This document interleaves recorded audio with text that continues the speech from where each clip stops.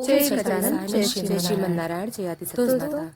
आइए जानते हैं गीता को समझने के लिए कितनी बार पढ़ें, कितनी बार सुनें। तो दोस्तों, वीडियो को लाइक और चैनल को सब्सक्राइब करें ताकि हमारी हर भक्ति वीडियो चैनल आप तक पहुंच सके। दोस्तों, आइए जानते हैं गीता को समझने के लिए कितनी बार पढ़ना या सुनना चाहिए। गीता पहली बार पढ़ने पर समझ नहीं आती, गीता दूसरी बार पढ़ने या सुनने से कुछ कुछ समझ आती है। गीता तीसरी बार पढ़ने या सुनने पर समझ आने लगती है। गीता चौथी बार पढ़ने पर पूरी समझ आने लगती है।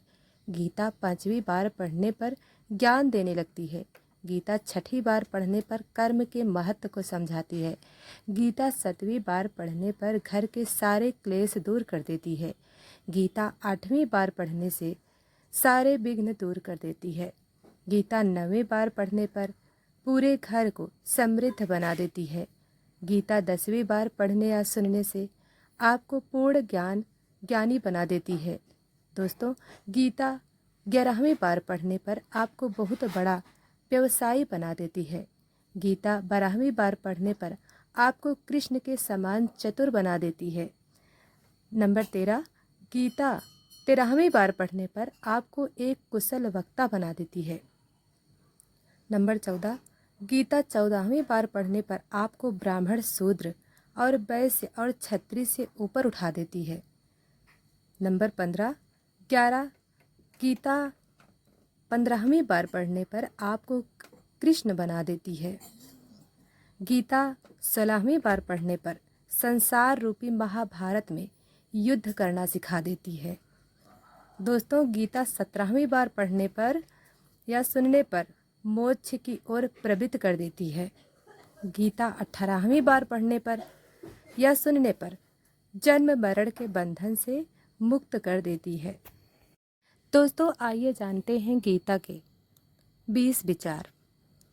दोस्तों, भगवान श्री कृष्ण कहते हैं, सबका हमदर्द बनने वाले इंसान को ही उसके दुख में कोई हमदर्द नहीं मिलता। एक दिन सोने ने लोहे से कहा, हम दोनों ही लोहे की हथौड़ी से पीटे जाते हैं, लेकिन तुम इतना चिल्लाते क्यों हो? तो लोहे ने कहा, जब अपना ही अपने को घाव देता है तब दर्द ज़्यादा होता है। इंसान से गलती हो जाए तो सुधर सकती है, लेकिन अगर इंसान ही गलत हो जाए तो वह कभी नहीं सुधरता है। अपनी ज़िंदगी में लोगों को इतना भी हक मत दो कि कोई भी आकर आपको तोड़ कर चला जाए। कुछ लोग शर्मिंदा होने पर माफ़ी नहीं मांगते, बल्कि वह तो इसलिए माफ़ी मांग लेते हैं क्योंकि आपको उनकी सच्चाई का पता चल गया। कोई भी इंसान ऐसे ही अपने आप नहीं बदलता। जिंदगी में कुछ हादसे ऐसे हो जाते हैं जो इंसान को बदलने पर मजबूर कर देती है। किसी को इतना भी हक मत दो कि वह फैसला करे कि कब आपको हंसना है और कब आपको रोना है।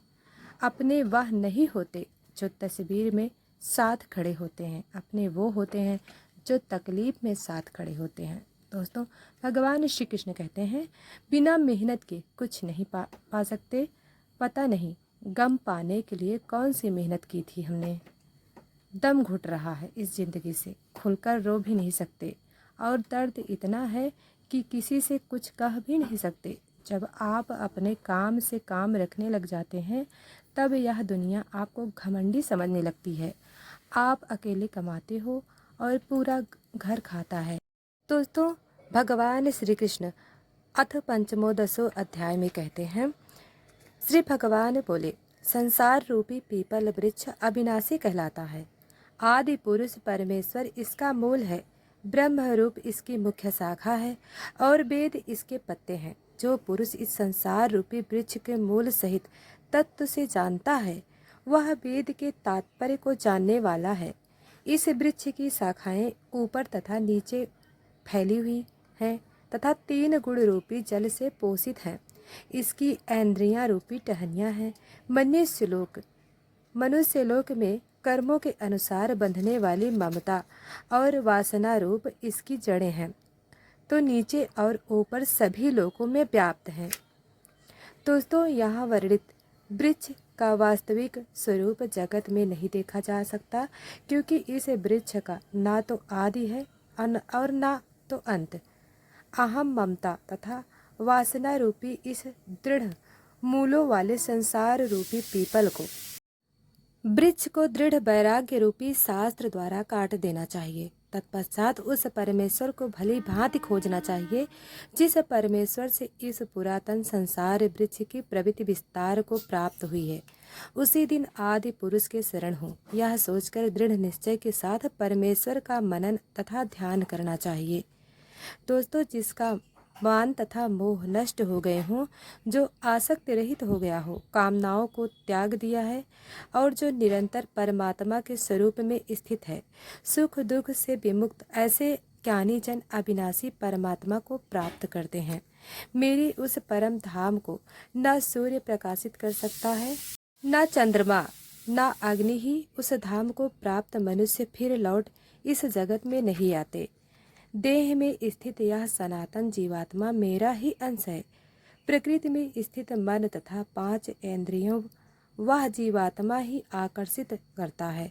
वायु जैसे गंध को एक स्थान से ग्रहण करके अन्य स्थान पर ले जाती है, वैसे ही जीवात्मा भी परित्याग किए हुए शरीर से मन तथा 5 इंद्रियों को ग्रहण करके नवीन प्राप्त शरीर में जाता है।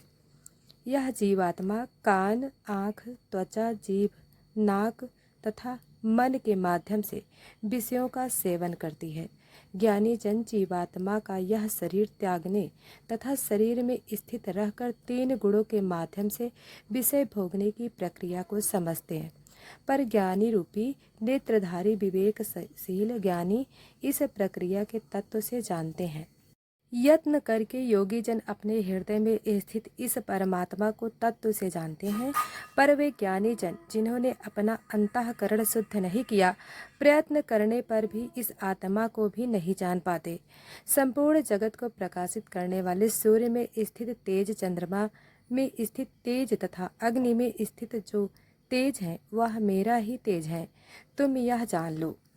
पृथ्वी में प्रवेश करके मैं ही अपनी शक्ति से जगत के संपूर्ण भूतों का धारण करता हूँ और स्वरूप अर्थात अमृतमय चंद्रमा बनकर वनस्पतियों को पुष्ट बनाता हूँ। मैं ही सब प्राणियों में स्थित प्राणवायु श्वास हूँ और मैं ही वैश्वानर पाचन अग्नि हूँ, जो 4 प्रकार से अन्न को पचाता है, चबाकर, निगलकर, चाटकर तथा चूसकर। इन दोनों में उत्तम पुरुष तो कोई और ही है। वह तीनों लोकों में प्रवेश करके सबका धारण पोषण करता है। वह अविनाशी परमेश्वर तथा परमात्मा है।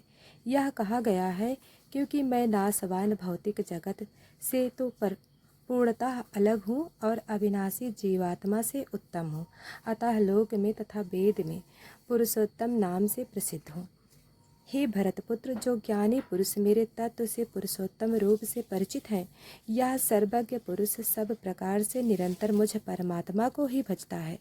हे निष्पाप, रहस्यपूर्ण तथा गोपनीय शास्त्र में मैंने उपयुक्त ढंग से कहा है। इस तत्व को जानकर मनुष्य ज्ञानवान और कृतार्थ हो जाता है। दोस्तों,